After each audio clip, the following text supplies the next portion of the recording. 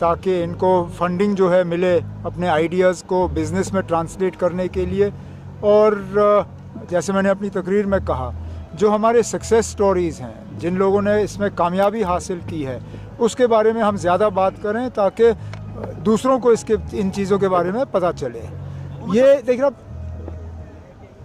एक तो हर कोई ये कर रहा है, लेकिन हमारी ये एक बहुत बड़ी एक मजबूरी और ज़िम्मेदारी बनती है, क्योंकि एक तो जैसे मैंने कहा बेरोज़गारी का मसला है। बेरोज़गारी का मसला सरकारी नौकरियों से हम दूर नहीं कर सकते।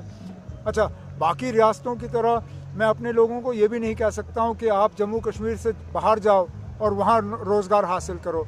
हमारे लोगों का क्या हाल हो रहा है वो आपने देखा पिछले दिनों, जो हिमाचल में हुआ या कल जो उत्तराखंड में हुआ। हमारे लोग बाहर जाने के बजाय अब ज़्यादा अंदर की तरफ देख रहे हैं।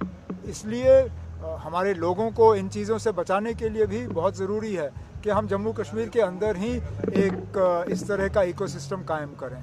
उमर साहब, दूसरी तरफ यूजीसी को लेकर कंट्रोवर्सी बनी थी, अब सुप्रीम कोर्ट ने उस पर रोक लगाई है और सरकार को यूजीसी सर उसका कंट्रोवर्सी बना था। किस चीज़ का कंट्रोवर्सी?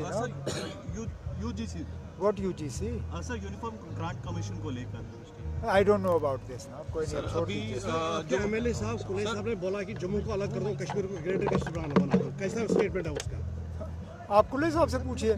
सर एमएलए है मेरा नाम, लेकिन है तो मेरा, लेकिन उसकी जाती राय होगी। पार्टी ये तो बीजेपी के एमएलए ने भी ये बयान दिए थे, लेकिन पार्टी ने क्लियर किया कि ये पार्टी का मौकूफ नहीं है। ये उनके कश्मीरी पंडितों क्या कहते हैं कि खुद चले गए यहाँ से, मतलब कि ऐसा स्टेटमेंट दिया जो काफी बर्दाश्त कल किसके लिए ना?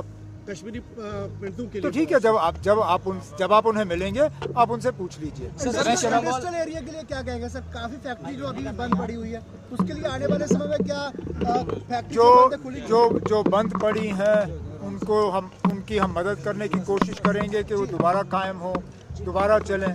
जो चलने के लायक नहीं है, जो चल नहीं सकते, उन्हें फिर कोई नया बिजनेस शुरू करने में हम मदद करेंगे।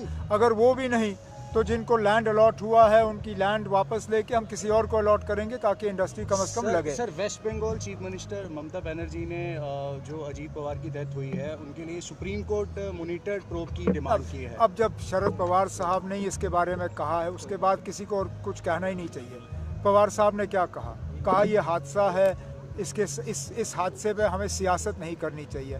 इसके बाद मुझे नहीं लगता मुझे और कुछ कहने की जरूरत है। यूनियन बजट से क्या उम्मीद है सर? क्या कि जम्मू कश्मीर के लिए एक अच्छा खासा पैकेज हमें मिले।